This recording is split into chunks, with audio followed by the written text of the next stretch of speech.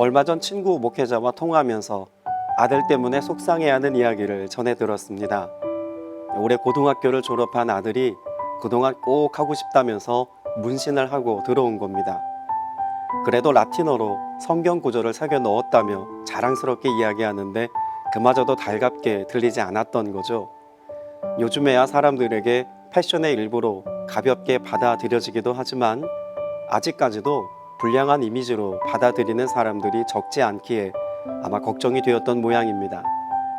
신약 성경의 배경이 되는 1세기 로마 시대에 사용된 문신의 의미만 보아도 부정적인 게 사실이죠.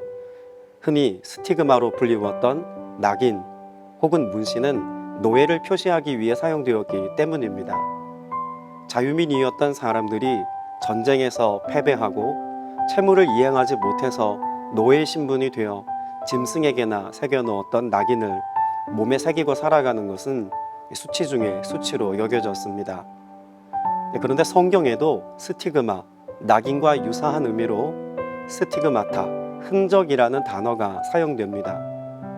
두 단어 모두 낙인의 개념을 가지고 있지만 사도 바울이 갈라디아서 6장 17절에서 내가 예수의 흔적을 가졌다고 한 고백은 결코 부정적인 의미로 사용된 말이 아닙니다.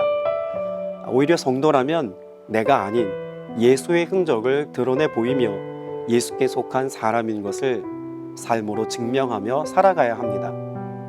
마치 1세기 로마 군인들 중에 자기의 사령관에게 절대적으로 복종하겠다는 의미로 이마에 흔적을 새겨 넣었던 것과 같이 예수의 흔적을 지니고 주의 뜻을 살아야 한다는 말입니다.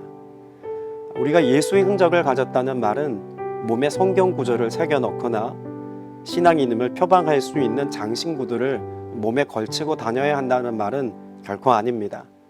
나의 삶에 더 이상 내가 아닌 예수의 성품과 예수님의 사랑이 드러나야 한다는 말 아니겠습니까? 내 입술의 말과 마음의 묵상이 오직 예수님께 속한 것이 되어 살아가는 모습을 설명한 말일 것입니다.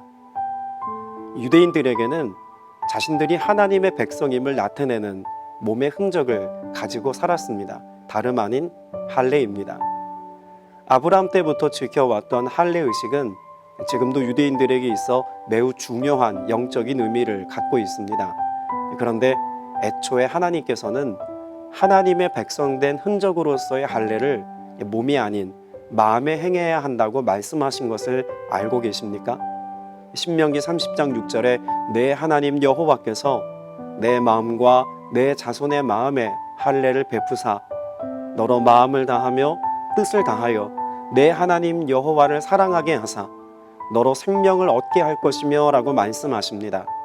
사도 바울도 로마서 2장 29절에서 오직 이면적 유대인이 유대인이며 할례는 마음에 할지니 라고 말씀하시죠.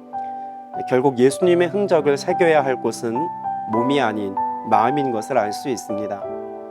사역의 자리에서 그 마음에 예수의 흔적을 새겨놓고 살아가는 분들을 만날 때가 있습니다.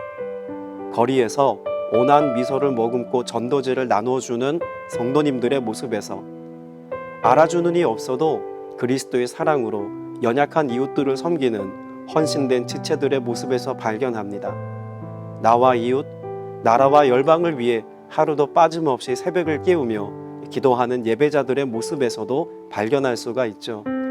오늘 당신에게도 예수의 흔적이 있으십니까? 내 안에 새겨놓은 예수의 흔적으로 복음을 또 그리스도의 사랑을 증명하는 증인의 삶이 되시기를 소망합니다.